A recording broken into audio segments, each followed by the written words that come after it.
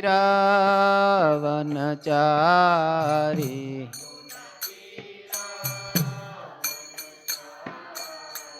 જય રાધા માધવ કુંજ બિહારી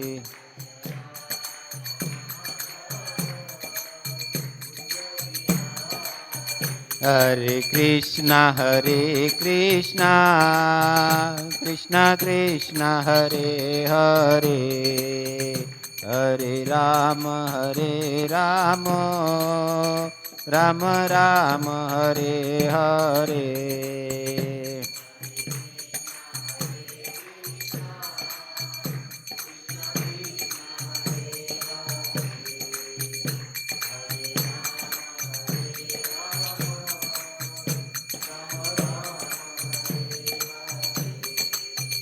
હરે કૃષ્ણ કૃષ્ણ કૃષ્ણ હરે હરે હરે રામ રામ રામ હરે હરે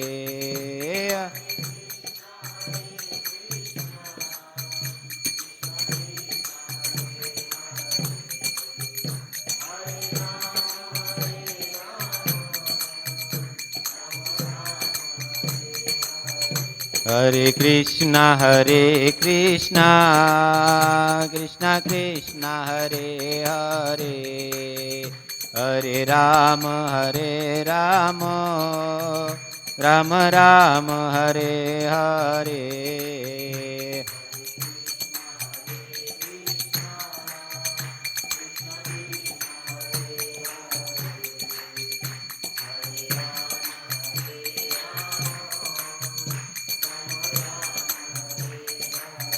હરે કૃષ્ણ કૃષ્ણ કૃષ્ણ હરે હરે હરે રામ રામ રામ હરે હરે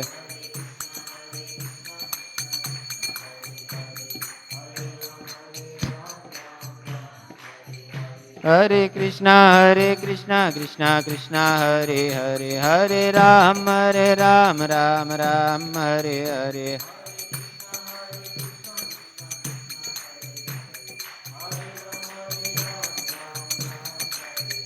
હરે કૃષ્ણ કૃષ્ણ કૃષ્ણ હરે હરે હરે રામ રામ રામ હરે હરે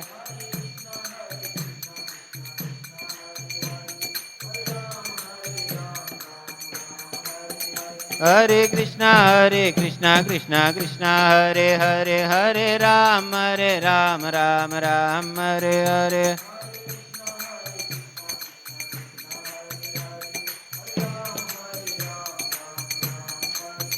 હરે કૃષ્ણ કૃષ્ણ કૃષ્ણ હરે હરે હરે રામ રામ હરે હરે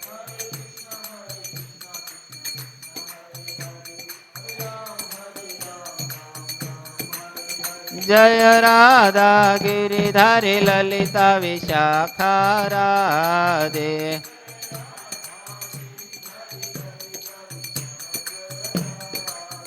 જય જગન્નાથ જય બલદેવા જય સુભદ્રા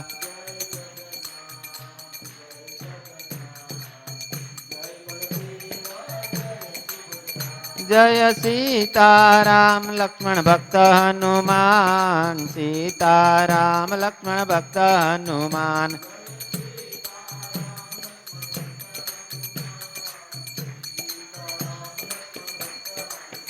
જય રાધા રસ બિહારી રાધે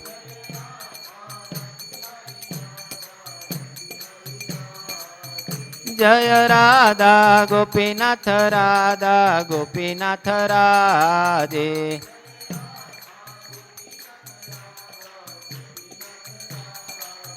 જય રાધા મદન મોહન રાધે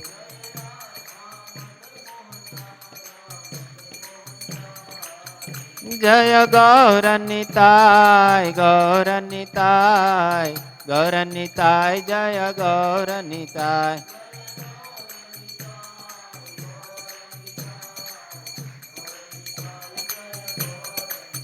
જય જય પ્રભુપાદ પ્રભુપાદ પ્રભુપાદ પ્રભુપાદ.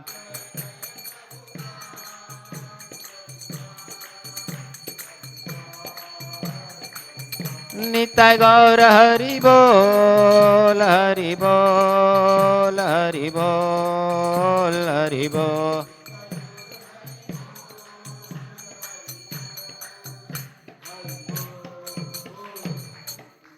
યુગ ધર્મ હરિનામ સંકીર્તન કી જય. શ્રીલ પ્રભુપાદ કી જય. નિતાય ગૌર પ્રેમાનંદે હરિ હરિ બોલ.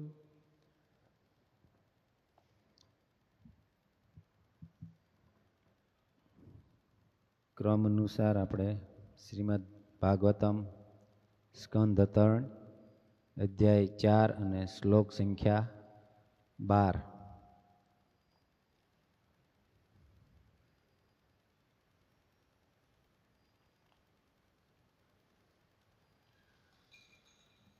સ એષ સાધો ચરમો ભવાનામ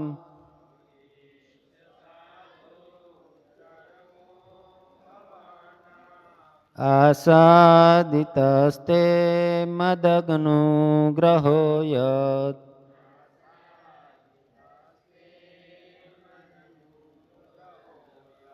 યસ્માન્નુલોકાન રહ ઉત્સૃજન્તમ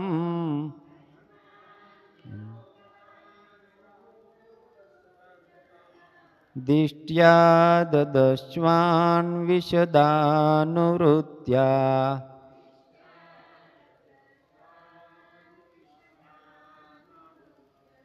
સ એષ સાધો ચરમો ભવાનામ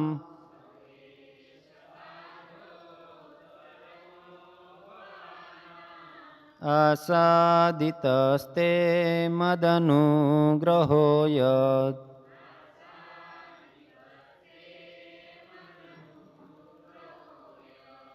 યન્માનુલોકાન રહ ઉત્સૃજન્તમ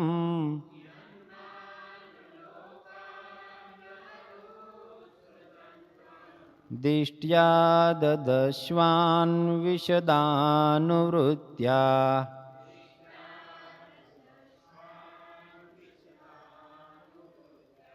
સ એષ સાધો ચરમો ભવાનામ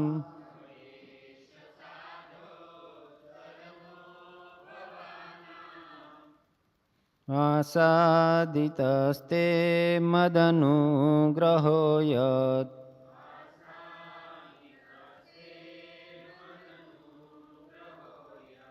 યન્માન્નુલોકાન રહ ઉત્સૃજન્તમ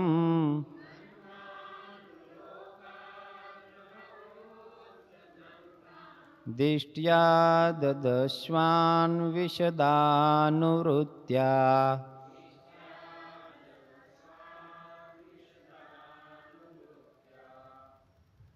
ઉચ્ચારણ કરો.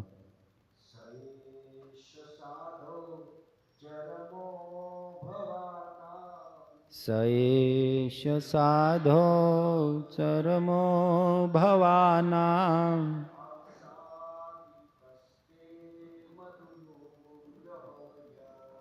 આસાદિતસ્તે મદનુગ્રહો યત.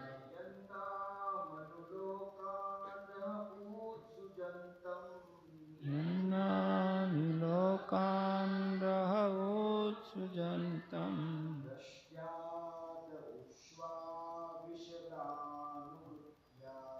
દ્રષ્ટ્યા દદશ્વાન વિષયાદનુત્યા.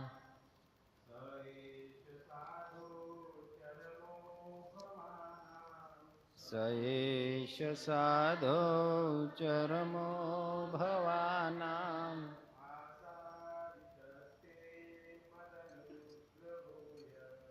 આસાદિતસ્તે મદનુગ્રહો યત.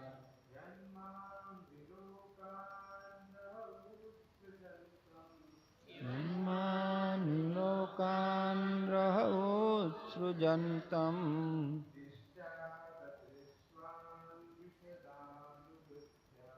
દૃષ્ટ્યાદશસ્વાન વિશદાનુવૃત્યા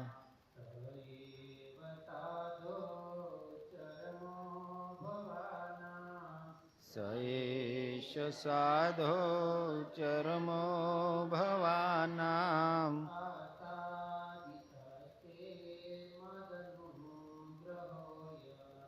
આસાદિતસ્તે મદનુગ્રહો યત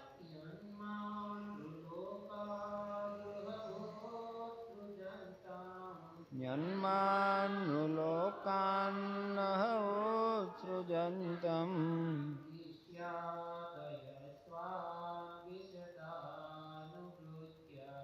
દૃષ્ટ્યાદિયુષ્વાન વિશદાનુવૃત્યા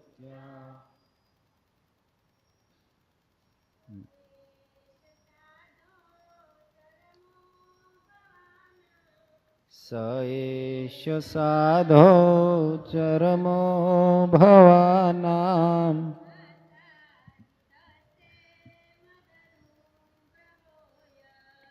આસાદિતસ્તે મદનુગ્રહો યત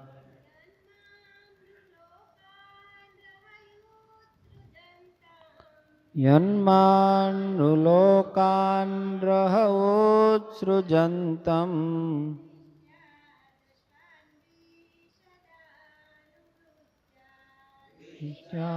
દદશ્વાન વિશદાનુવૃત્ય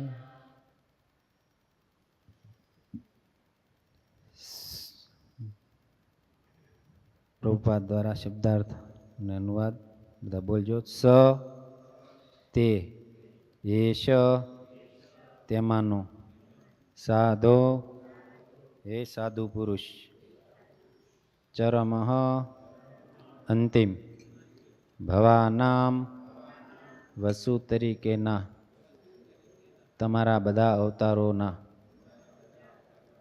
આસાદિતઃ હવે મેળવેલું તે તેમને મત મારા અનુગ્રહ કૃપા યત જેવી તે છે યત કારણ કે મામ મને નૃલોકાન મનુષ્યલોકમાં રહ એકાંત સ્થળે ઉત્સૃજંતમ ત્યાગ કરતી વખતે દિષ્ટયા જોઈને દદશ્વાન તમે જે જોયું છે વિશદ અનુવૃત્યા સતત શુદ્ધ ભક્તિભાવથી. અનુવાદ અને તાત્પર્ય ભાવાર્થ એસી ભક્તિવેદાંત સ્વામી શ્રીલ પ્રભુપાદ દ્વારા. શ્રીલ પ્રભુપાદની જય. હે સાધુ પુરુષ, તમારો આ જન્મ અંતિમ અને સર્વોત્તમ છે, કારણ કે આ જન્મમાં તમને મારો પરમ અનુગ્રહ પ્રાપ્ત થયો છે. હવે તમે આ મનુષ્યના મૃત્યુલોકને છોડીને મારા દિવ્યધામ વૈકુંઠમાં જઈ શકો છો. તમે શુદ્ધ ભક્તિભાવથી સતત સેવા કરી છે, તેના પરિણામે આ એકાંત સ્થળે મારી અપ્રગટ લીલા જોવા તમે મને મળી શક્યા છો, અને તમારા માટે તે મહાન વરદાન છે. ભાવાર્થ. જ્યારે કોઈ જીવાત્મા મુક્તાવસ્થાના ભગવાન વિશે મેળવી શકાય તેટલા જ્ઞાનથી પૂર્ણ પરિચિત થઈ જાય ત્યારે તેને ત્યાં વૈકુંઠ આવેલો છે તેવા આધ્યાત્મિક લોકમાં પ્રવેશ મળે છે. ભગવાન આ વિશ્વના નિવાસીઓને દ્રષ્ટિથી અદૃશ્ય થવાની તૈયારીમાં એક એકાંત સ્થળે બેઠેલા હતા, અને ઉદ્ધવજી ભાગ્યશાળી હતા કે તે સમયે પણ તેમના દર્શન કરી શક્યા અને આ રીતે વૈકુંઠમાં પ્રવેશની અનુમતિ પ્રાપ્ત કરી શક્યા. ભગવાન તો સદા સર્વત્ર ઉપસ્થિત હોય જ છે, તેથી તેમનું પ્રગટ કે અપ્રગટ થવું તે ફક્ત અમુક વિશ્વના નિવાસીઓનો અનુભવ હોય છે. તેઓ સૂર્ય સમાન છે. આકાશમાં સૂર્ય દેખાય કે ન દેખાય તે ફક્ત મનુષ્યની દ્રષ્ટિનો જ અનુભવ છે. તેમને સૂર્ય સવારમાં ઉગતો અને સાંજે આથમતો દેખાય છે. સૂર્ય તો હંમેશા હયાત હોય છે. જે રીતે ભગવાન પણ એક જ સમયે વૈકુંઠમાં તેમજ વૈકુંઠ બહાર પણ સર્વત્ર ઉપસ્થિત હોય છે. ઓમ જ્ઞાનતિમિરંધસ્ય જ્ઞાનાંજનશલાકયા ચક્ષુરુન્મિલિतं યેન તસ્મૈ શ્રી ગુરુવે નમઃ. શ્રીચૈતન્યમનોભીષ્ટં સ્થાપિतं યેન ભૂતલે સ્વયં રૂપ કદા મह्यं દદાતિ સ્વપદાન્તિકં. વંદેહં શ્રીગુરો શ્રીયુતાપદકમलं શ્રીગુરૂन् વૈષ્ણવાંશ્ચ શ્રીરૂપં સાગ્રજાतं સહગણ રઘુનાથાન્વિतं तं સજીવં સાદ્વૈतं સાવધૂतं પરિજનસહિतं કૃષ્ણચૈતન્યદેવં શ્રીરાધાકૃષ્ણપાદાन् સહગણ લલિતા શ્રીવિશાખાન્વિતાંચ. હે કૃષ્ણ કરુણા સિંધુ દીનબંધુ જગત્પતે ગોપેશ ગોપિકાકાંત રાધાકાંત નમોસ્તુતે. તપ્ત કાંચન ગૌરાંગી રાધે વૃંદાવનેશ્વરી ऋषभानुसुते देवी प्रणमामि हरिप्रिये. वाञ्छाकल्पतरुभ्यश्च कृपासिन्धुभ्य एव च पतितानां पावनेभ्यो वैष्णवेभ्यो नमो नमः. जय श्री कृष्ण चैतन्य प्रभु नित्यानंद श्री अद्वैत गदाधर श्रीवासादि श्री गौर भक्तवृंद. हरे कृष्णा कृष्णा कृष्णा हरे हरे हरे राम राम राम हरे हरे. हरे कृष्णा कृष्णा कृष्णा हरे हरे हरे राम राम राम हरे हरे. हरे कृष्णा कृष्णा कृष्णा हरे हरे हरे राम राम राम हरे हरे. हरे कृष्ण. તો પહેલાં તો આપણે આ પ્રસંગ ક્યાંથી ચાલુ થયો છે એ લગભગ બધા ભૂલી જાય છે કે અત્યારે શું ચાલી રહ્યું છે. અત્યારે આપણે આ અધ્યાયનું નામ શીર્ષક શું છે? શ્રી વિદુર મૈત્રેય મિલન. તો અત્યારે તો ભગવાન સાથે ઉદ્ધવ અને ભગવાનનો સંવાદ ચાલુ છે. તો ચાલુ ક્યાંથી થયું? જ્યારે ભગવાન કૃષ્ણ જે પોતાનો આ ધરાધામ પૃથ્વીલોક છોડીને જ્યારે જવાનું થાય છે એમને, તો ભગવાનનો એક આશય હતો કે મારા પ્રિય ભક્ત ઉદ્ધવ છે એ મારા જ્ઞાનનો પ્રચાર કરે. કેમ કે બીજું કોઈ ભગવાનને દેખાણું નહોતું કે આ આવું શુદ્ધ જ્ઞાન છે જે ભગવાન કોને આપે? તો ઉદ્ધવને આપે છે. અને ઉદ્ધવને કહે છે કે તમે જાઓ અને બદ્રિકાશ્રમમાં તપસ્યા કરો. ઉદ્ધવજી બદ્રિકાશ્રમમાં તપસ્યા કરવા માટે જાય છે. પણ ઉદ્ધવજીને ભગવાન પ્રત્યે એટલો પ્રેમ હોય છે કે તે ભગવાનને ભૂલી શકતા નથી અને વારંવાર ભગવાન યાદ આવ્યા કરે છે. તેને સમાચાર મળે છે કે ભગવાન પ્રભાસ ક્ષેત્રમાં ગયા છે. તો હું તેને પોતાની ઈચ્છાને રોકી ન કે આ ભગવાનની વગર તો ભગવાનના મળવા માટે એ પ્રભાસમાં જાય છે. આ બાજુ એક ઋષિના શ્રાપથી યાદવોનો સંહાર થવાની જે રીતિ ભગવાને અપનાવી હતી એ ચાલુ થઈ ગઈ છે ને યાદવો બધા એકબીજા સાથે લડવા માંડ્યા હતા. આ ભગવાનની એક યોજના જ હતી. અને ભગવાન પ્રભાસ ક્ષેત્રમાં એક અશ્વત્થ વૃક્ષની નીચે બેઠા હોય છે. આ બાજુ યાદવોનો સંહાર થઈ ગયો અને ભગવાન ત્યાં બેઠા હોય ને ઉદ્ધવજી ભગવાનની પાસે એમને ગોતતા એમને એમના શરણોમાં આવે છે અને ભગવાનને મળે છે. જ્યારે ભગવાનને મળે છે ત્યારે યોગાનુયોગ મૈત્રેય મુનિ પણ એ જગ્યાએ આવે છે અને ઉદ્ધવજી કહે છે કે તમે અમને જ્ઞાન આપો. જેવી રીતે કૃષ્ણ ભગવાને બ્રહ્માજીને આ જ્ઞાન આપ્યું છે એ ચતુશ્લોકી ભાગવતમાં આખું સંપૂર્ણ જ્ઞાન આવી ગયું. એ જ જ્ઞાન ભગવાન ઉદ્ધવ અને મૈત્રેયને આપે છે. આ જ્ઞાન જ્યારે ઉદ્ધવને હૃદયસ્થ થાય છે ત્યારે ભગવાન મૈત્રેયજીને કહે છે કે આ જે જ્ઞાન છે એ તમે વિદુરજીને સંભળાવજો. આની પહેલાંના અધ્યાયમાં વિદુર અને ઉદ્ધવજીનું મિલન થાય છે. જ્યારે વિદુર ભગવાન જ્યારે યુધિષ્ઠિરને રાજ્ય અપાવે છે એ પહેલાં જ્યારે દુર્યોધન વિદુરનો બહુ તિરસ્કાર કરે છે તો વિદુરજીને એ તિરસ્કાર સહન થતો નથી અને એ છોડીને વયા જાય છે યુદ્ધભૂમિ છોડીને તીર્થાટન કરવા માટે. અને આ બાજુ ઉદ્ધવજી પણ ભગવાનના આદેશથી બદ્રિકાશ્રમ તપસ્યા કરવા માટે જાય છે. તો બેયની વચ્ચે યમુના તટે વિદુર અને ઉદ્ધવનું મિલન થાય છે. અને ઉદ્ધવજીને વિદુરજી પૂછે છે કે ભગવાન કેમ છે, તેમના પુત્ર કેમ છે. આગળના અધ્યાયમાં આપણે જોયું ને, તો એ સંવાદ અત્યારે ચાલુ છે. તો અહીં જ ભગવાન જ્ઞાન આપી રહ્યા છે. સ એશ સાધો ચરમો ભવાનામ, કે હે સાધુ પુરુષ, તમારો આ જન્મ અંતિમ અને સર્વોત્તમ છે. ભગવાન પણ આપણને અહીં ભક્તિની વ્યાખ્યા આપે છે કે આપણે પણ આપણો જન્મ અંતિમ બનાવવો જોઈએ. જેવી રીતે પ્રભુપાદ મહારાજે આપણને 4 નિયમ પાલનથી ભગવાનની ભક્તિ આપી અને આપણે એક રસ્તો બતાવ્યો કે આ સંસાર ચક્રના ભવબંધનના ફેરામાંથી કઈ રીતે છૂટવું. તો ભગવાન અહીંયા કહે છે સાધો.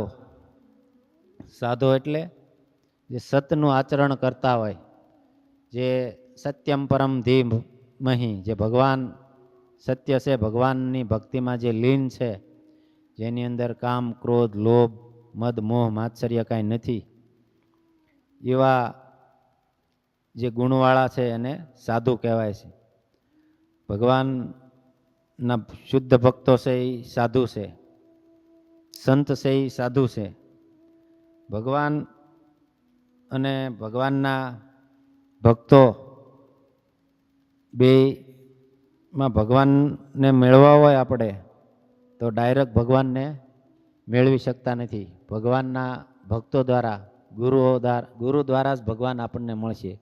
કોઈ એમ કહે કે હું ડાયરેક્ટ મેળવી લઈશ પોતાના બળે, તો એ શક્ય નથી. તેવા આ શ્લોકમાં જે સાધો શબ્દ છે બહુ મહત્વપૂર્ણ છે. સાધુ એટલે આપણે આમાં બધા ભક્તોના ચરિત્ર આવી ગયા. એક શબ્દ ઉપર આખી જિંદગી કથા કરો ને તો એ ખૂટે નહીં, કેમ કે ભગવાન અને એના ભક્તોની લીલાઓ અપરંપાર છે, અનંત છે. હરિ અનંત, હરિ કથા અનંતા. તેવા સાધુઓનું વર્ણન કરતા રામાયણમાં પણ તુલસીદાસજી કહે છે, સાધુ ચરિત શુભ ચરિત કપાસુ, નીરસ બીસદ ગુણમય ફલ જાસુ, જો સહી દુઃખ પર છિદ્ર દુરાવા, બંદનીય જેહી જગ જસ પાવા. શું કહે છે અહીંયા? સાધુ પુરુષને શું કહે છે? સાધુ ચરિત શુભ ચરિત કપાસુ. કપાસ આપણે બધા ખેડૂત જ છીએ એટલે લગભગ બધાને ખબર હોય. અમારા ગુરુ મહારાજ વારંવાર કહે છે કે જે ભાગવત છે ને એ ગામડાના લોકો તરત સમજી શકે, કેમ કે એમાં જે ગામડાના જીવનની જે શૈલી છે ને એ પ્રમાણે એને રજૂ કરવામાં આવ્યું છે. અહીંયા શું કહે છે? સાધુનું ચરિત્ર કપાસની જેવું છે. કપાસ એટલે રૂ જેવું છે. કપાસમાં ઝીંડવા આવે, એમાંથી રૂ નીકળે. રૂ હોય જે નીરસ બિસદ ગુણમય ફલ જાસુ. કપાસનું ફળ કેવું હોય? એમાં કોઈ રસ હોતો નથી. રૂ હોય એમાં આપણે ચાખો તો કાંઈ રસ આવે? ન આવે. એવી જ રીતે સાધુ છે એને કોઈ વિષયોમાં રસ નથી. સાધુ પુરુષ હોય એને કોઈ વિષય આસક્તિથી મુક્ત હોય છે, વિષયોમાં એને રસ હોતો નથી. કપાસમાં આપણને રસ નથી, એમ સાધુઓને વિષયમાં રસ નથી, એટલે એમને કપાસની સાથે સરખાવે છે. અને બીજું કહે છે કે જે કપાસ છે ઉજળો હોય છે. ઉજળો એટલે સફેદ. તો સાધુ હોય એનામાં શું ગુણ હોય છે? પાપ અને અજ્ઞાન જેવો અંધકાર હોય ને એ એનામાં હૃદયમાં હોતા નથી. કપાસ જેવી રીતે ઉજળો છે એમ સાધુના હૃદયમાં પાપ અને અજ્ઞાન રૂપી જે અંધકાર છે એ એનામાં હોતું નથી. અજ્ઞાન રૂપી એટલે જ્ઞાન શું છે? ભગવાનને જાણવા, ભગવાનની ભજનમાં લગાડવા. જે સાધુ હોય બીજા પ્રત્યે કરુણા હોય, તિતિક્ષવા કારુણિકા સુહૃદ સર્વદેહી નામ સાધવ સાધુ ભૂષણ. જેવી રીતે પ્રભુપાદ મહારાજ એ સાધુ, એમણે વિદેશમાં જઈને બધા વિદેશીઓને જોયા કે એ ભૌતિક વિષયોમાં આસક્ત છે, કોઈ ભગવાનની ભક્તિ કરતા નથી, ભગવાનનું ભજન કરતા નથી. તો સાધુના હૃદયમાં કરુણા વસૂટે છે. જેવી રીતે ચૈતન્ય મહાપ્રભુને અવતાર લેવા માટે અદ્વૈત આચાર્ય પ્રાર્થના કરે છે કે એમણે જોયું કે કળયુગના જીવો કેટલા પાપમાં ફસાણેલા છે, પાપ કર્મમાં ફસાણા છે, પાપ કર્મ સિવાય કોઈ કરતા નથી, ભગવાનને ભૂલી ગયા છે. તો અદ્વૈત આચાર્ય આક્રંદથી પોકારે છે કે હે ભગવાન તમે આવો અને આ બધાની રક્ષા કરો, એમનો ઉદ્ધાર કરો. તો આવી રીતે સાધુનું હૃદયમાં બહુ દયા હોય છે. તો અહીં પણ સાધુની વ્યાખ્યામાં કીધું કે પાપ અને એમના હૃદયમાં હોતા નથી, અંધકાર હોતો નથી. જો સહી દુઃખ પર છિદ્ર દુરાવા. જેવી રીતે આ કપાસની વાત થઈ રહી છે કે એમાંથી દોરો બને, એમાં હોયમાં પોરવી દેવામાં આવે. તો હોય છે એ કોઈમાં કાણું પાડે, તે કાણાને કોણ પૂરે? આ કપાસ છે એ જ પૂરે દોરો. તો એવી રીતે સંતના પણ એનામાં તંતુ હોય છે. જેવી રીતે સોયનો દોરો, સોયને કષ્ટ પામવા છતાં એ દોરો શું કરે છે? પોતાની જાતને અંદર પૂરવી દે છે અને એનામાંથી કાપડ તૈયાર કરે છે અને બીજાનું શરીર ઢાંકે છે. એવી રીતે સાધુ છે એ પોતે કષ્ટ વેઠીને, પોતે બીજાના દોષને ઢાંકીને પોતે જ એમનો ઉદ્ધાર કરે છે, એમનું રક્ષણ કરે છે. તો આવા સાધુ પ્રભુપાદ મહારાજના શિષ્ય એવા પરમ પૂજ્ય શ્રી ગોપાલ કૃષ્ણ ગોસ્વામી મહારાજ, જેઓ પરમ દિવસે રવિવારે સવારે 9:20 કલાકે જેમણે ભગવત ધામ પ્રયાણ કર્યું, ગોલકધામ વૃંદાવનમાં જે નિત્ય લીલામાં પ્રવેશ કર્યા, તો એમનો આપણે જેટલો આભાર માનીએ એટલો ઓછો છે. તેમણે પ્રભુપાદની સેવામાં પોતાના 80 વર્ષની ઉંમર હતી, એમાંથી લગભગ 23 વર્ષ પછી સેવામાં લાગી ગયા હતા. જેમનો જન્મ 14 ઓગસ્ટ 1944માં થયો હતો અને એ એક મિલિટરી પરિવારમાંથી હતા, મિલિટરી કમાન્ડર. એના પરિવારમાંથી એમનો જન્મ થયો હતો અને એ એમનું શરૂઆતમાં દિલ્હી યુનિવર્સિટીમાં એમણે ભણતર પૂરું કર્યું દિલ્હીમાં. અને એમણે ભણવા માટે યુરોપમાં પેરિસમાં ગયા અને ત્યાં એમણે MBA કર્યું. પહેલાં ભણવાનું બહુ વધારે હતું જેને, તો એમણે કેનેડામાં પણ બીજી વખત MBA કર્યું. તો એ એટલા ભણ્યા અને કોકોકોલા કંપનીમાં એ મેન પોસ્ટ ઉપર રહી ગયા. આપણે બધાને તો એવું જોતું હોય કે ભાઈ આપણે કંઈક મેન બોસ થઈ જઈએ. જેવી રીતે ઘણીવાર સાધુ સંતોના મોઢે સાંભળ્યું છે કે જીવ છે અને સ્વામી બનવું છે. આપણે બધા અહીંયા શું કામ આવ્યા? સ્વામી બનવા માટે. ભગવાને ઘણા સમજાવ્યા સ્વામી બનવામાં મજા નથી, પણ આપણે કાંઈ માન્યા નહીં. અહીંયા આવીને જોઈજો, હવે લગભગ કોઈ સાધુ હોય તો એને સ્વામી બનવાનું મન નહીં થતું હોય, બાકી તો બધાને બોસ જ થઈ જવું છે કે હું બોસ થઈ જાઉં, મારા અંડરમાં બધા રહે. તો એવી બોસની પદવી હતી પરમ પૂજ્ય ગોપાલ કૃષ્ણ ગોસ્વામી મહારાજ, કોકો કોલા કંપનીના મેનેજર, અને લાખો રૂપિયામાં એમનો વેતન હોય, કરોડો રૂપિયામાં. કેટલા સમય પહેલા, એમ આજથી 80 વર્ષ થયા એટલે 25 બાદ કરો, કેટલા વધે? 55-60 વર્ષ પહેલા એમણે એટલો પગાર છોડી દીધો. એ પહેલી વખત કેનેડામાં ઇસ્કોન મંદિર હતું એમાં ગયા 31 મે 1968માં, 23 વર્ષના થયા ને ત્યારે. અને મહાપુરુષ દાસ નામના ભક્ત એમને મળ્યા, અને એમણે એ મહાપુરુષ દાસને પૂછ્યું કાંઈ સેવા હોય તો મને કયો એમ. તો આ સાધુ પુરુષના લક્ષણો છે. સીધું એણે સેવાનું કીધું. તો મહાપુરુષ પ્રભુએ એમને કીધું કે અમારા ગુરુ એવા પ્રભુપાદ મહારાજ છે, એ અહીંયા આવતા હોય છે. ત્યારે એ સમયમાં 4 જ મંદિર હતા, 3 યુએસમાં અને 1 કેનેડામાં. તો પ્રભુપાદ મહારાજ 3 થી 4 મહિના એક મંદિરમાં રોકાતા. તો બીજા દિવસે એ પ્રભુપાદ મહારાજને આવવાના હતા. ગોપાલ કૃષ્ણ મહારાજે પૂછ્યું કે મારે શું સેવા કરવી? તે કે પ્રભુપાદ મહારાજ આવે છે તો એમનો રૂમ તમે સાફ કરી દો. તો પ્રભુપાદ મહારાજનો રૂમ એમણે સાફ કર્યો. તો એવા સાધુ પુરુષનો આપણે કહે છે ને પારસમણી હોય, એને લોખંડને સ્પર્શ કરી તો એ સોનું બનાવે, પણ બીજો પારસમણી નથી બનાવતા ને. તો સાધુ હોય એ સાધુના સંગમાં આવો તો બીજો સાધુ થઈ જાય, એ બીજા પારસમણી જ બનાવે. તો પ્રભુપાદ મહારાજની થોડી સેવા કરી તો એ સાધુ થઈ ગયા.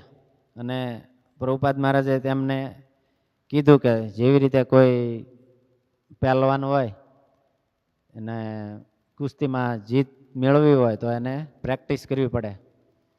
જેમ પ્રેક્ટિસ કરશે વધારે, કોઈ પણ જગ્યાએ જાઓ, ક્રિકેટર બનવું હોય કે ટેનિસ, કોઈ પણ જગ્યાએ તમારે જવું હોય તો પ્રેક્ટિસ કરશું તો એની આપણને શક્તિ મળશે, એમાં આપણે પારંગત થઈશું. તો પ્રભુપાદ મહારાજ એવી રીતે સમજાવ્યું કે તમે કૃષ્ણ ભાવના અમૃતમાં સેવામાં તમે પોતાના શરીરનો પ્રેક્ટિસ કરો, શરીરનો શક્તિનો ખર્ચ કરો. જેવી રીતે તમે પ્રેક્ટિસ કરશો એમ તમે તાકાતવાન થશો. અને અત્યારે આપણે જોઈએ છીએ કે જે પ્રભુજી જે ગુરુ મહારાજ છે, જે ભગવત ધામ ગોપાલ કૃષ્ણ ગોસ્વામી મહારાજ, ઈવડા 1969માં એમને પ્રભુપાદ મહારાજ પાસેથી દીક્ષા લીધી, 27 મે 1969માં. અને તેના 6 વર્ષ પછી એ જીબીસીના મેમ્બર થઈ ગયા, ગવર્નર બોડી કમિટી. તો જીબીસીમાં 1975માં એ મેમ્બર થયા અને 1976માં બીબીટીના ટ્રસ્ટી બન્યા. અને 1981માં એ સંન્યાસ લીધો એમણે, જે સાધુની આપણે વાક્યા થઈ ને, સંન્યાસ દીક્ષા. અને 27 ફેબ્રુઆરી 1982ની દીક્ષા ગુરુ બન્યા. દીક્ષા ગુરુ એમને પહેલા સંન્યાસી થાય, પછી એ દીક્ષા આપવા માટે એમને દીક્ષા ગુરુની પદવી આપવામાં આવી પ્રભુપાદ મહારાજ દ્વારા. તો પ્રભુપાદ મહારાજની આજ્ઞાથી જ આ થયું હતું. એ 16 નવેમ્બર 1969માં પ્રભુપાદ મહારાજને એક લેટર લખ્યો હતો. એમાં પ્રભુપાદ મહારાજે લખ્યું હતું કે મને વિશ્વાસ છે કે ગોપાલ કૃષ્ણ ગોસ્વામી મહારાજ પોતાની શક્તિ ઉજાગર કરો અને આ જગતને કૃષ્ણ ભાવના મૃતથી વ્યાપ્ત કરો અને એમના બુકનું વિતરણ કરો. તો મહારાજજીએ બહુ જાજી બુકોનું વિતરણ કર્યું છે. બુકનું જે બીબીટી છે એમના ટ્રસ્ટી પણ રહી ચૂક્યા છે. અને આપણે અત્યારે જોઈએ છીએ કે કેટલા વ્યસ્ત હોવા છતાં કેટલા સમય પોતાનો કાઢીને, જનાર્દન પ્રભુ કહેતા હતા એમ કે મહારાજજી કઈ વસ્તુમાં સમય વધારે બગડે છે, તો ખાવામાં સમય વેસ્ટ જતો હોય તો એ એવું જ ખાતા કે જે ચાવીને વધારે ચાવીને ખાવું પડે, એમાં એ સમય એનો ન વયો જાય. જલ્દી હળવું જે તરત ચવાઈ જાય ને ખવાઈ જાય એવો ખોરાક એ પ્રસાદ તરીકે લેતા, કે જેથી કરીને એનો સમય બચે અને ભગવાન કૃષ્ણનો પ્રચાર થાય. તો આવા ગુરુ મહારાજની આપણે ખોટ વર્તાશીએ ઇસ્કોન જગતમાં. તો એમને આપણે પ્રભુપાદ મહારાજે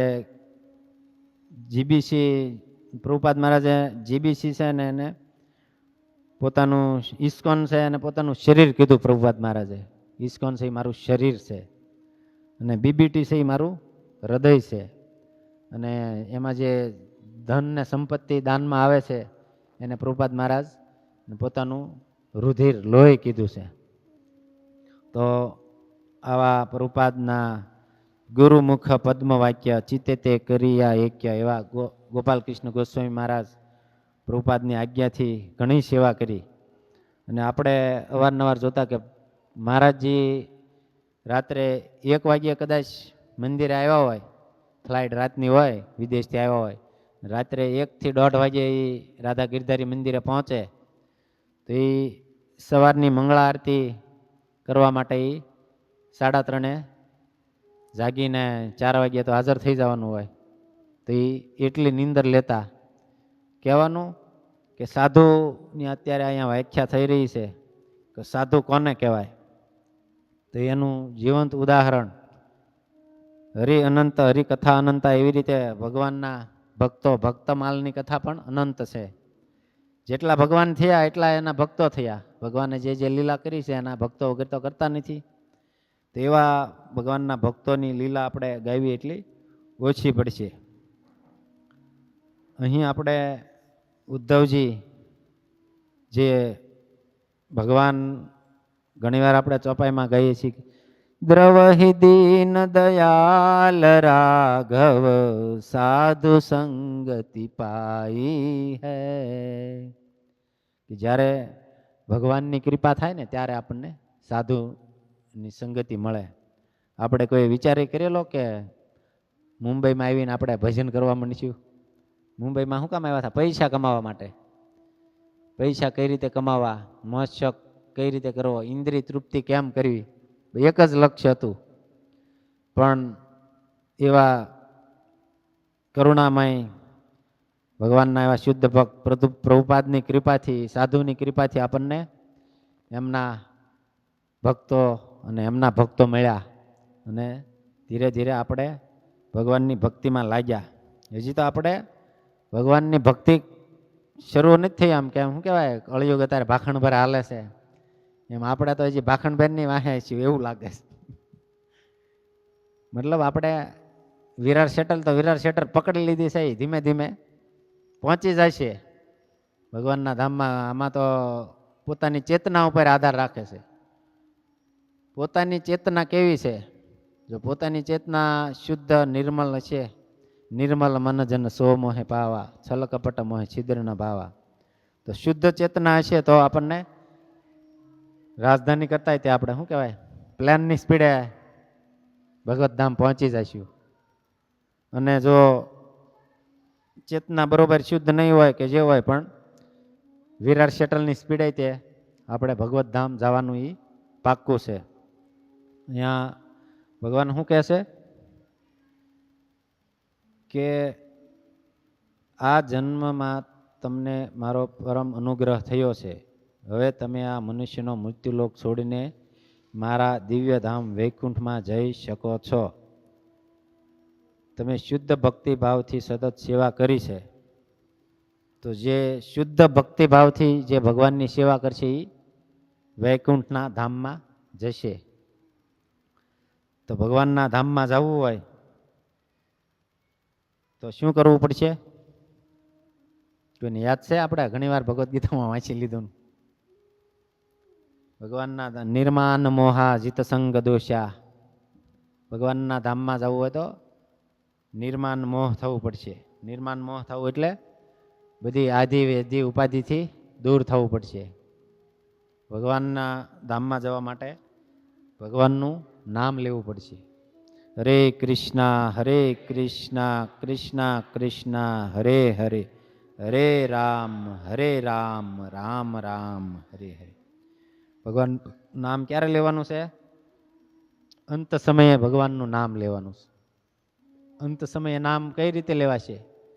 સતત ભગવાનનું નામ લેશું ને તો જ તે. અમારા ગુરુ મહારાજને કોઈ પ્રશ્ન કર્યો એમ કે ભાગવતનું અધ્યયન કેટલા સમય માટે કરવું પડે એમ? તો મહારાજે કીધું 24 કલાક. નિરંતર નિત્યમ ભાગવત સેવયા. તો 24 કલાક ભગવાનનું નામ લેશું તો ભગવાનના ધામમાં જવા માટે અંત સમયે નામ આવશે. તો સતત ભગવાનનું નામ તો કઈ રીતે થાય એમ પ્રશ્ન થાય ને. ભગવાનનું નામ 24 કલાક તો લેવાય નહીં. કામ કરવું જોઈએ ને. કામ કર્યા વગર તો હાલશે નહીં. તો ક્યાંથી થશે? ભગવાનની સેવા કરવાથી. સેવા કરવાથી અને નિરંતર ભગવાનનું સ્મરણ કરતા જઈએ ઘરનું કામ, લેતા જઈએ હરિનું નામ. તો ભગવાનનું નામ કઈ રીતે લેવાનું? પોતાનું કામ કરો, ધંધો કરો, પણ નિત્ય સ્મરણ ભગવાનનું રાખવાનું. ઓફિસમાં જાઓ એટલે ભગવાનને ભૂલી નથી જવાનું કે ચાલો હવે ઓફિસ કોઈ એસોટ કરતા હોય તો ભગવાનનું નામ સ્મરણ કરીએ કે ભગવાનની કથા સાંભળીએ કે કોઈ પણ પ્રકારે આપણે કેમ ભક્તિમાંથી સટકબારીના બાના ગોતતા હોય એમ ભક્તિ કરવી હોય તો ભક્તિ કરવાના પણ બાના છે એ આપણે પકડી લેવાના ને. એસોટ કરવું હોય તો ભગવાનની કથા સાંભળતા સાંભળતા એસોટ થાય કે ભગવાનનું સ્મરણ કરતા કરતા થાય, ભગવાનના ભજન ગાતા ગાતા થાય. તો આવી રીતે કૃષ્ણનું સ્મરણ સતત કરવું પડશે તો જ ભગવાન આપણને મળશે. તો કૃષ્ણનું ચિંતન સ્મરણ કરવું જરૂરી છે. તો પછી શરીરનું નિર્વાહ કઈ રીતે થશે? કામ ધંધો કરીને પૈસા કમાઈને શરીરને ભરણ પોષણ તો કરવું પડશે ને, ઘર પરિવારનું. તો કઈ રીતે થાય? તો ભગવાનનું નામનું ચિંતન કરો પ્લસ કર્મ કરો. હમણાં આપણે વાત થઈ ને કે એસટ કરો. તો જે કાર્ય કરો છો એ કાર્ય કરો પણ ચિત્તમાં ભગવાન હોવા જોઈએ. જો ભગવાન ચિત્તમાં રહેશે અને સતત સ્મરણ કરતા જશું, કેવી રીતે? ચિંતન અને કર્મથી ચિંતન કરો અને કામ કરો. ભગવાનને ચિંતન કરવું અને કામ કરવું એ થોડુંક અઘરું થઈ જાય. એને ચાલુ બનાવવા માટે ભગવાનની સાથે સંબંધ સ્થાપિત કરવો પડશે અને ભગવાનને પ્રેમ કરવો પડશે. જ્યાં સુધી ભગવાન સાથે પ્રેમ નહીં થાય ત્યાં સુધી ચિંતન સ્મરણ નહીં સતત નહીં થાય.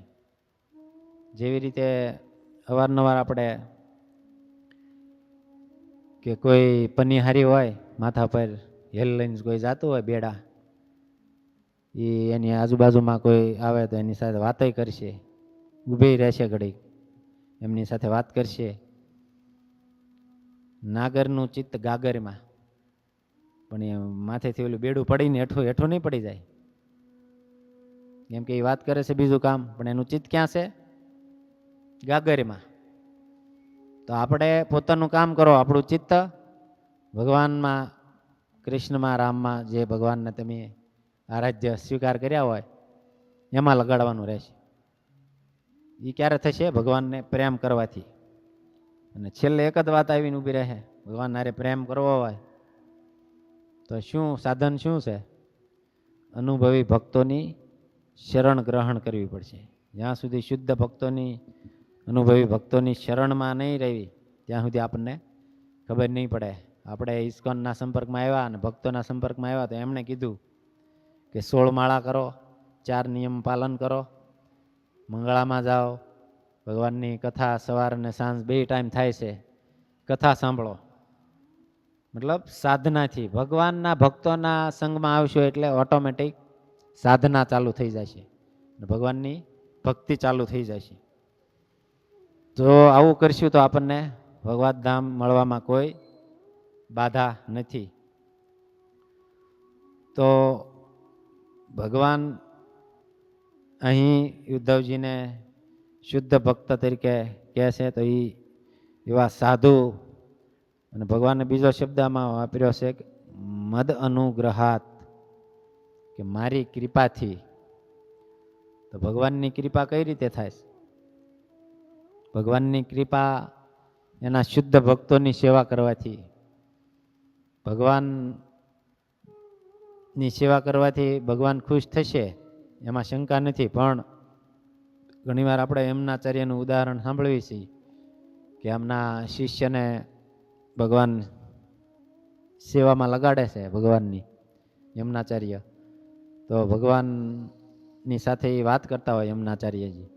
એક વખત ભગવાનને એને પૂછ્યું કે મારો શિષ્ય છે એ તમારી સેવા કરે છે, તો એને કેટલા જન્મ પછી તમારું ધામ મળશે એમ? તો ભગવાને કીધું કે આના આ જન્મમાં મળી જશે. તો યમનાચાર્યજીએ કીધું કે મને ક્યારે મળશે? કે તમારે જે વાર છે. કે એમ થોડું હાલે કે મારો શિષ્ય છે ને અત્યારે ને અત્યારે તમે મને વાર કહો છો? ભગવાનથી રિહાઈ ગયા. એની કથા લાંબી છે, એમાં આપણે નહીં જઈએ. પણ ભગવાનને એને પછી સમજાવ્યું કે જે તારો ભક્ત હોય, તારા જેવા શુદ્ધ ભક્તની જે સેવા કરતો હોય ને મારી સેવા કરતો હોય, એનો તો આ જન્મમાં ભગવાન સાધુઓની મહિમા ઉજાગર કરવા માગતા હતા. બાકી ભગવાન હારી જે વાત કરતા હોય એને કાંઈ બીજો જન્મ લેવો પડે? ન લેવો પડે. તો આવા શુદ્ધ ભક્તોની આપણે જો શરણાગત થઈ જઈશું અને એની આજ્ઞા અનુસરણ કરશું તો આપણને ભગવત ધામ મળવામાં વાર નહીં લાગે. તો આવા કેટલા શુદ્ધ ભક્તો થઈ ગયા છે. તુલસીદાસજી, રહીદાસજી. ત્યારે અચિંતાનું એક આપણે રહીદાસ ચમાર, આપણે ભગવદ્ ગીતા વેચવા જઈએ ત્યારે એક આમ ખબર છે ને, આમ ફોટો રાખીને બેઠા હોય. એ ભગવાનના એટલા શુદ્ધ ભક્ત હતા કે જે એ ચમાર હતા તે શાલિગ્રામ ભગવાન ઉપરથી ચામડું કાપતા હતા. એનામાં કેટલી શુદ્ધતા છે એમ. એનું ચિત્ત ભગવાન સિવાય કોઈ બીજી જગ્યાએ જતું નહોતું. તો આપણે એમાંથી શીખ લેવા જેવું છે. આપણે તો માંસ મટનથી તો કાંઈ દૂર જ રહેવાનું હોય છે. પણ એ પોતે ચમાર હતા, જેનો ધંધો હોય એને તો કરવો જ પડે. એનું ચિત્ત ભગવાનમાં જ રહેતું. અને પછી તરત થોડા સમયમાં એ છૂટી ગયું અને ભગવાનને કહે છે કે જે મને અનન્ય ભાવથી જે મારી ભક્તિ કરે છે એને સાધુ માનવું. સાધુ એવો મંતવ્ય ભજતે મામ અનન્ય ભાગ ક્ષિપ્રમ ભવતી ધર્માત્મા. જે અનન્ય ભાવથી જે દુષ્ટ હોય એ જે અપી ચેતસો દુરાચારી, જે દુષ્ટ હોય અને ભગવાનનું અનન્ય ભાવથી ભજન કરે તો ભગવાન કહે છે ક્ષિપ્રમ ભવતી ધર્માત્મા, હું એને તરત જ ધર્માત્મા બનાવી દઉં. તો એવા સાધુઓમાં એક દક્ષિણ ભારતમાં એક બિલ્વમંગલ ઠાકુર, કૃષ્ણ કર્ણામૃત નામનો એમણે ગ્રંથ લખ્યો. બિલ્વમંગલ ઠાકુર જે ભગવાનના એવા શુદ્ધ ભક્ત, એનો પહેલાનો આપણે ઇતિહાસ જોઈએ તો તુલસીદાસજી અને એનો ઇતિહાસ આમ સરખો મળતો આવે એવું છે. એ રામદાસ નામના એક એમના પિતા હોય છે, રામદાસ, એ ભગવાનના ભક્ત હોય. અને આ બિલ્વમંગલ ઠાકુર એ બ્રાહ્મણ પરિવારમાં જન્મ થયેલો. અને એમના પિતા તો ભક્ત હતા એટલે બાળપણથી એને ભક્તિમાં વાતાવરણ એને મળેલું. પણ કહે છે ને કે સંગતિ કરો તો એવાની રે કરજો, સાધુઓની સંગતિ કરવાનું કહે છે. તમારે કદાચ સાધુની સંગતિ ન થાય ને તો કાંઈ વાંધો નહીં, પણ કોઈ ભગવાનનો જે વિરોધી હોય, આસુરી તત્વના હોય, એની સંગતિ કરવાની ના પાડે. કુસંગીનો ક્યારેય સંગ ન કરવો. સાધુનો સંગ કરવામાંથી તો આપણને કાંઈ ભગવાનની ભક્તિ કદાચ નહીં મળે. પણ જે ભગવાનના ભક્ત નથી અને આચરણથી જે કુસંગી કહેવાય એવાનો આપણે સંગ કરી લીધો, કુસંગ ત્યાગાત યહી વેચનો એર આચાર. તો એવા કુસંગીનો સંગ કરવાથી તો પતન થઈ જાય અને કેટલા કરોડો અબજો જન્મ વહી જાય ભગવાન પ્રાપ્તિમાં. બહુ મોટું બાધક છે.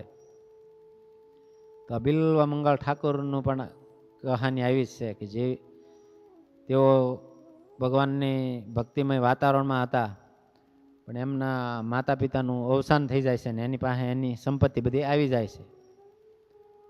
અને સંપત્તિ આવે ત્યાં બધા કુસંગીઓ આમ શું કહેવાય તરાપ મારીને જ બેઠા હોય કે ક્યારે મોકો મળે. તો એ આવડાના સંઘમાં આવી ગયા કુસંગીઓ બિલ્વમંગળ ઠાકોરના, અને બીજી અવળી આદતમાં ધીમે ધીમે ચાલુ કરી. આપણે માવા ખાતા હશે એને ખબર છે, પેલા લેને એક કટકો, લેને એક કટકો, કટકે કટકે ચાલુ થઈ જાય છે.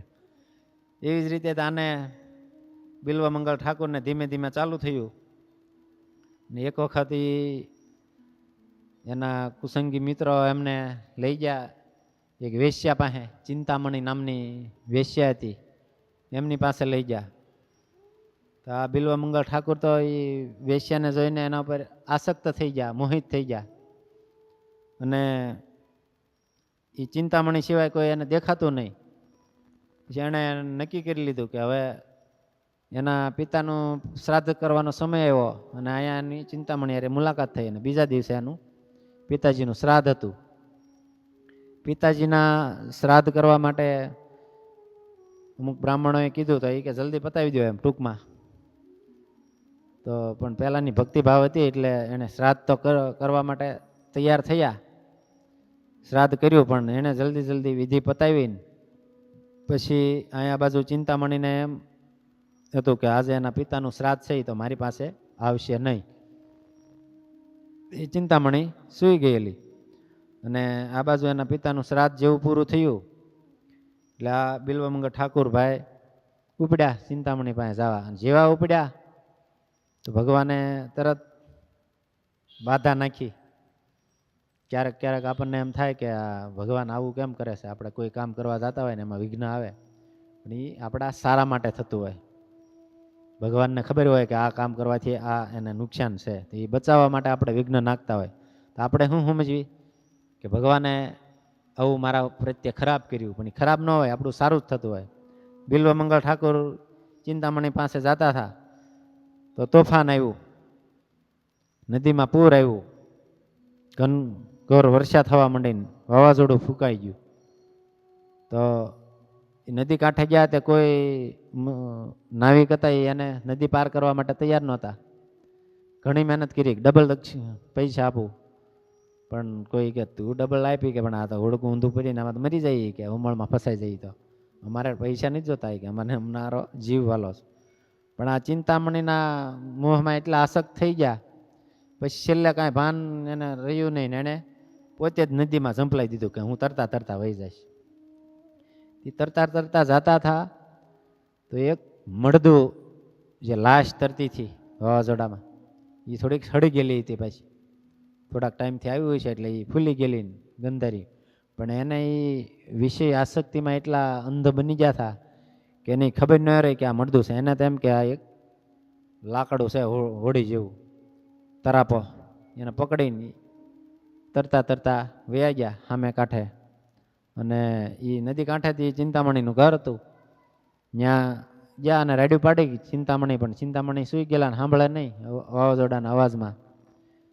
તો એણે શું કર્યું, વીજળીનો એક ઝટકો થયો, ઝબકારો, તો જોયું એના દિવાલ ઉપર ચડીને તો એક રસ્સી લટકે છે એમ લાગ્યું એને.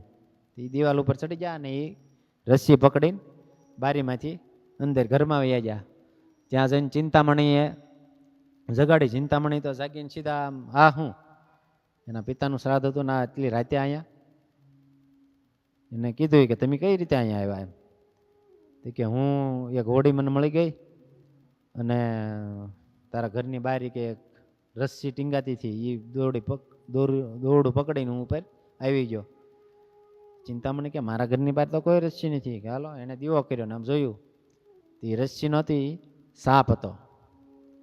અને બહાર જે નદી કાંઠે જોયું તો એ હોડી કે તરાપો નહોતો, એક લાશ હતું, લાકડું નહોતું. તો ચિંતામણીએ તરત જ કીધું એને કે તું કે કેવો માણસ છો એમ, કે ભગવાન કૃષ્ણમાં જો એટલો પ્રેમ કર્યો હોત ને મને કે પ્રેમ કરે તું આંધળો થઈ ગયો. તને મળદું છે એ લાકડું દેખાય છે, દોરી છે એ તને સાપ છે એ દોરી દેખાય છે એમ. તું આંધળો થઈ ગયો છે, આવો અંધ પ્રેમ કે તું મને કરે, જો તે કૃષ્ણમાં આ ચિત્ત લગાડ્યું હોત આવું તો તને તરત જ ભગવાન કૃષ્ણની પ્રાપ્તિ થઈ જાત.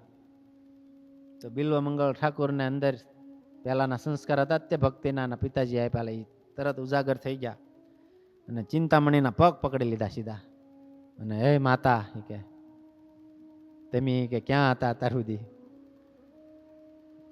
અને એને નક્કી કરી લીધું કે હવે તમે કીધું ને મને કે કૃષ્ણને પ્રેમ, કે હવે હું કૃષ્ણને એવો જ પ્રેમ કરીને બતાવીશ, જેવો તને કર્યો ને એનાથી નહીં વધારે પ્રેમ કરીશ. પછી તો એ ચિંતામણીનું હૃદય પરિવર્તન થઈ ગયું અને એ હરિદ્વાર વહી ગયા ભગવાનનું ભજન કરવાના. આ કૃષ્ણની પ્રાપ્તિ માટે વૃંદાવનની રાહ પકડી. તો એ વૃંદાવન જતા હોય છે, પહેલા તો એ થોડો ટાઈમ રહ્યા અને ભગવાન કૃષ્ણમાં મન લગાડ્યું. અત્યારે જે આપણે કીધું ને સતત ચિંતન, ભગવાનના કૃષ્ણના ચિંતનમાં ને સ્મરણમાં જ તે અડધા ગાંડા ઘેલા થઈ ગયા. અને કોઈ એને એમ કીધું કે ભગવાન કૃષ્ણ વૃંદાવનમાં મળશે એમ, કે હાલો ને વૃંદાવન જાઓ. એ વૃંદાવન જવા નીકળ્યા. તો રસ્તામાં એ જતા હોય છે તો એક સ્ત્રીને એ જોવે છે. સ્ત્રીને જોતા પાછા એ જે જૂના ગુણ હતા, અમુક આમાં ભક્તિ કરતા હોય ને તો આમ એકદમ શુદ્ધ ભક્ત ન થઈ ગયા હોય તો હજી આપણામાં આમ કર્મની ગતિમાં આપણે કહે છે કે આપણી અંદર અબજો કરોડો જન્મથી આપણા જે પ્રારબ્ધ કર્મ હોય ને પડેલા હોય છે, પછી ધીમે ધીમે એ બીજ થાય ને વૃક્ષ થઈ જાય એમ. તેવી રીતે એનામાં પાછા એ ગુણ આવ્યા. પહેલેથી સ્ત્રીમાં આસક્ત થઈ ગયા હતા, તેને જોઈને પાછી આસક્તિ થઈ, તે સ્ત્રીની પાછળ ચાલવા માંડ્યા. ભગવાન કૃષ્ણ પાછા ભૂલાઈ ગયા. સ્ત્રીની પાછળ ચાલતા ગયા તો ઘણું ચાલ્યા ને સ્ત્રી એના ઘરમાં ગઈ. પછી તો ઘરની બહાર બેસી ગયા કે હવે કે ત્યાં એક સ્ત્રી હતી, એણે જઈને એના પતિને કીધું કે કોઈ પુરુષ છે બ્રાહ્મણ જેવો વેશમાં છે પણ કે મારી પાછળ આવ્યો છે ને આપણા ઘરની સામે બેસી ગયો છે. તે આવ્યા ને કીધું કે તમે અહીંયા શું કામ આવ્યા એમ. એણે જે હતું એ કહી દીધું કે હું આમાં જે સ્ત્રી ગઈ ને એ મને બહુ સુંદર લાગી, એટલે મારે એના દર્શન કરવા છે. કે એને દર્શન કરવા માટે કે હું અહીંયા બેસી ગયો છું, કે એને હું એકવાર જોઈ લઉં ને તો હું તૃપ્ત થઈ જઈશ. તો પેલા બ્રાહ્મણને એમ થયું કે જે એ બ્રાહ્મણ હતા કે આ તો સારો માણસ લાગે છે એમ, કે જે હતું એ કહી દીધું, કોઈ કપટ નથી કર્યું એમ. કે વાંધો નહીં, આપણે આને એક દર્શન કરાવી દેવી, બ્રાહ્મણ છે ને એમ થઈ.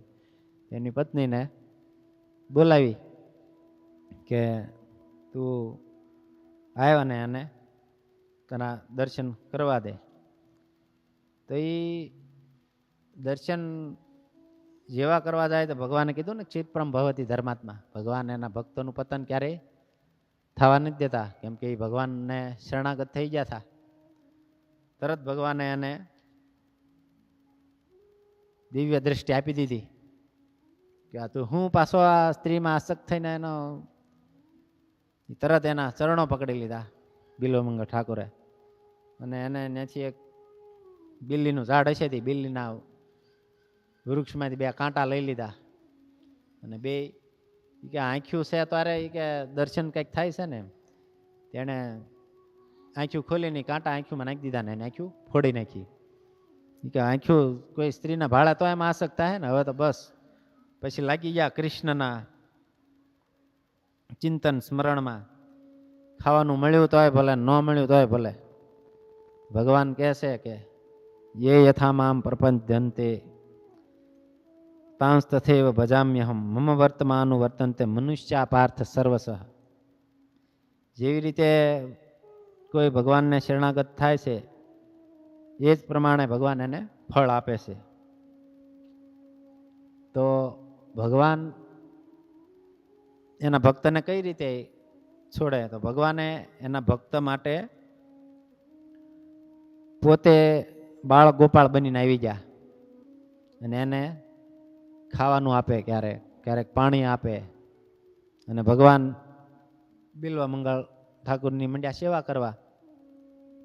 પેલા બિલ્વ મંગળ ઠાકુરને ખબર ન પડી કે આ ભગવાન છે, પણ એક વખત એને કીધું કે હે બાળ ગોપાળ, તમે કે અહીંયા કઈ રીતે આવ્યા એમ? કે તમારી સેવા કરવા તે તમને બસ આવ્યો છે એમ. તો એને ખબર ન પડી કે આ ભગવાન છે. પછી એકવાર એ કે તમારે એનો ભગવાનનો હાથ પકડી લીધો એને. ભગવાને બિલ્વમંગળ ઠાકોરનો હાથ પકડ્યો. એ કે ચાલો કે વૃંદાવન નથી જવું તમારે? જેવો સ્પર્શ થયો એટલે તરત થઈ ગયું કે આ કોઈ સામાન્ય સ્પર્શ નથી, કે એટલા ટાઈમથી મારી સેવા કરે છે. એને પકડી લીધો હાથ કે આ જવું છે નહીં, કે હાલો મને લઈ જાવ કે વૃંદાવન. એ લઈ ગયા એમને વૃંદાવન. થોડી વાર થઈને કીધું આ વૃંદાવન આવી ગયું. પછી એમને ખબર પડી ગઈ બિલ્વમંગળ ઠાકોરને કે આ ભગવાન છે, અને હાથ પકડી લીધો વધારે મજબૂતથી, કે હવે મેકીશ નહીં. તો એને છોડાવવા જાય છે તો ભગવાન તો અખિલ બલોહમ, બળવાનોમાં કોણ ભગવાનના બળ સામે તો કોઈ ન આવે. પ્રહલાદ મહારાજ કહે છે વીણા કશ્યપને એમ, ક્યાંથી બળ આવે છે એમ? તમારામાં બધામાંથી ભગવાનમાંથી જ બળ આવે છે. ભગવાન એક ઝટકો માર્યો તો હાથ છૂટી ગયો, ભલે ગમે એટલું કડક પકડ્યું. એ સરસ મજાનો એક શ્લોક ગાય છે. હાથ છુડાએ જાત હો નિર્બલ જાની કે મોહી, હૃદય તો જબ બિહોગે સવલ બધા ગોતી. હાથી કે છોડાવીને કે મારો વહી જાવ છે એમ, મને નિર્બળ જાણો છે ને એમ.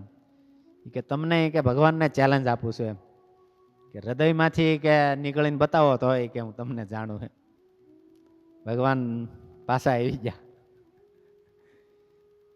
કે ભગવાન અહમ ભક્ત પરાધીનો એમ, ભગવાન ભક્તોના વશમાં હોય છે. કે હું તમે સર્વસ્ય ચાહી હૃદયની વિષ્ટો.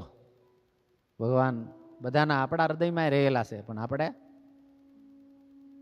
જાગૃત નથી કરતા એમ. બધામાં કહે છે કૃષ્ણ ભાવનામૃત સુષુપ્ત અવસ્થામાં છે. મતલબ ભક્તિ, ભગવાનની ભજન કરવું, ભક્તિ કરવી સુતેલી અવસ્થામાં આપણામાં છે. કોઈમાં થોડું થોડું જાગ્યું છે, કોઈમાં વધારે જાગ્યું. જેટલું વધારે જાગ્યું એટલો એ ભગવાન બાજુ જાય છે. તો આવા ભગવાનને બિલ્વમંગળ ઠાકોર એક સંત ઉપર કૃપા કરી. એમાં કીધું કે કૃપા, ભગવાનની કૃપા હોય તો જ તે ભગવાનનું ધામ મળે છે. ભગવાનની કૃપા હોય તો ભગવાનના સંતો મળે છે.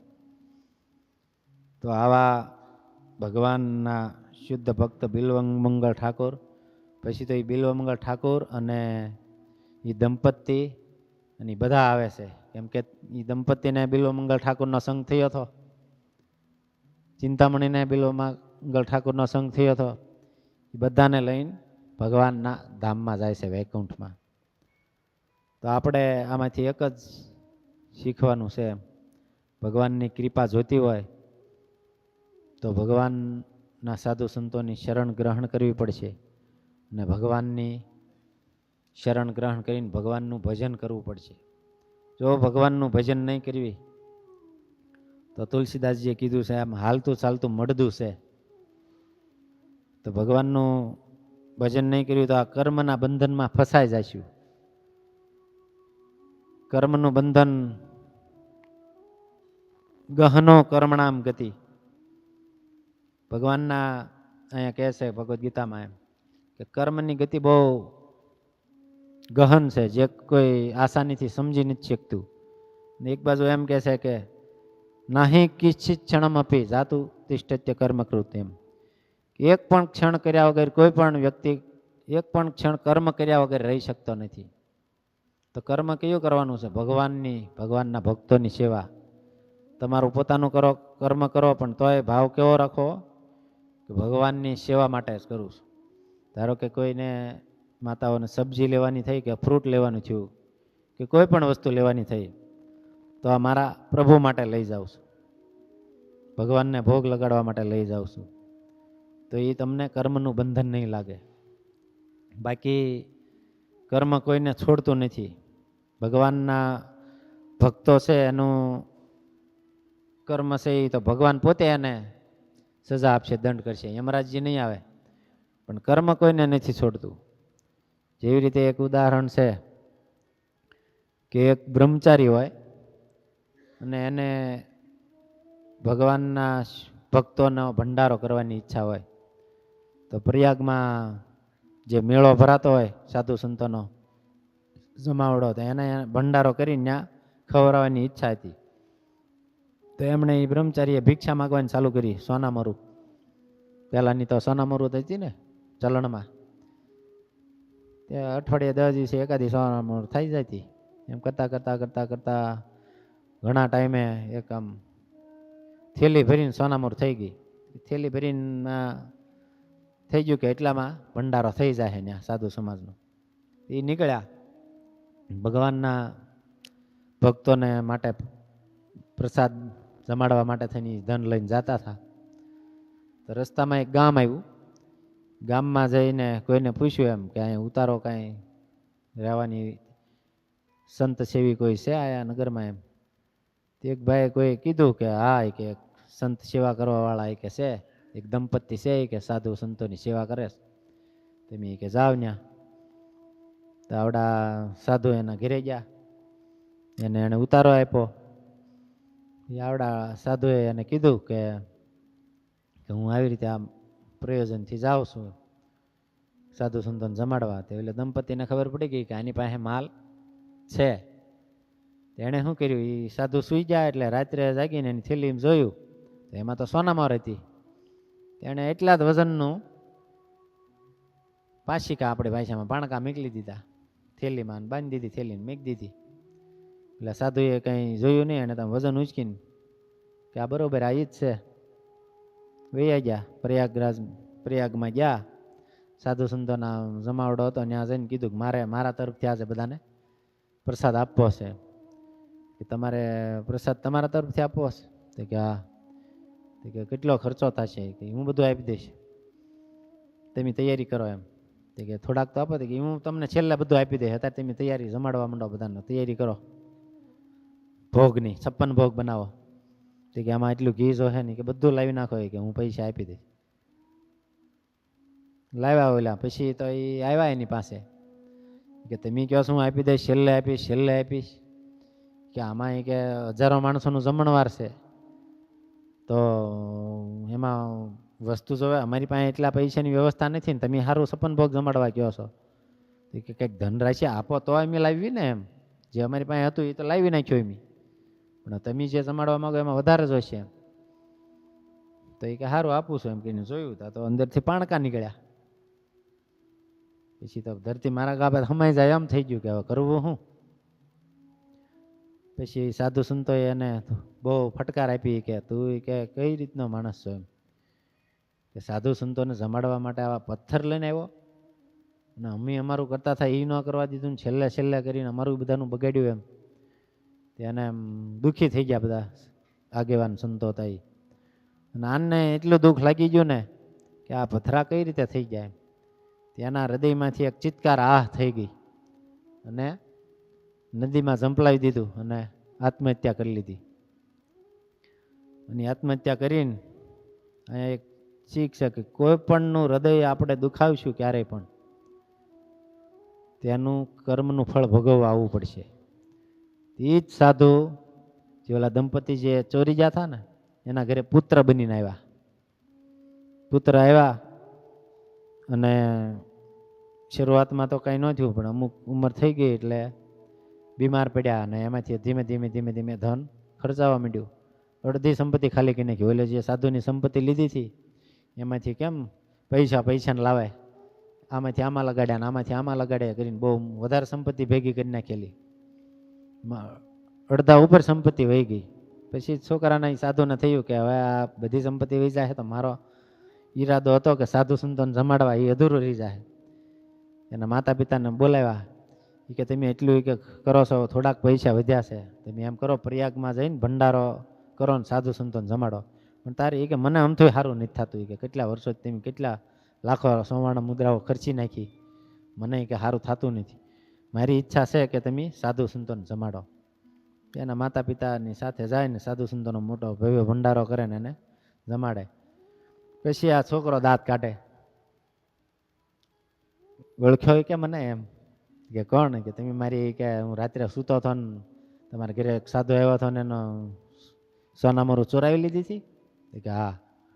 કે એ જ હું સાધુ છું ઈ કે મારી ઈચ્છા હતી સાધુઓને જમાડો મારી ઈચ્છા પૂરી થઈ ગઈ તમે છૂટા કર્મના બંધનમાંથી આમાંથી આપણને શું શીખવા મળ્યું કે કોઈ પણ પ્રકારનું કર્મ છે એ આપણને બંધનમાં નાખશે ભગવાન અને ભગવાનના ભક્તોની પ્રત્યે જે કર્મ કર્યું છે એ છોડાવી દે છે આ બંધનમાંથી પ્રભુપાદ મહારાજ એ જ કહે છે કે કોઈ પણ કાર્ય કરો કૃષ્ણ માટે કરો તો કોઈ કર્મનું બંધન નહીં લાગે તો અહીંયા આજનો ખૂબ સરસ સુંદર શ્લોક હતો કે ભગવાન એમના શુદ્ધ ભક્ત સાધુ એવા ઉદ્ધવજીને કહે છે કે તમે મારા ધામમાં ચોક્કસ આવશો કેમ કે તમે ભગવાનના શુદ્ધ ભક્ત છો તો ખૂબ ખૂબ ધન્યવાદ કે તમે બધા સત્સંગ પ્રોગ્રામમાં આવ્યા અને મને પણ ભગવાનની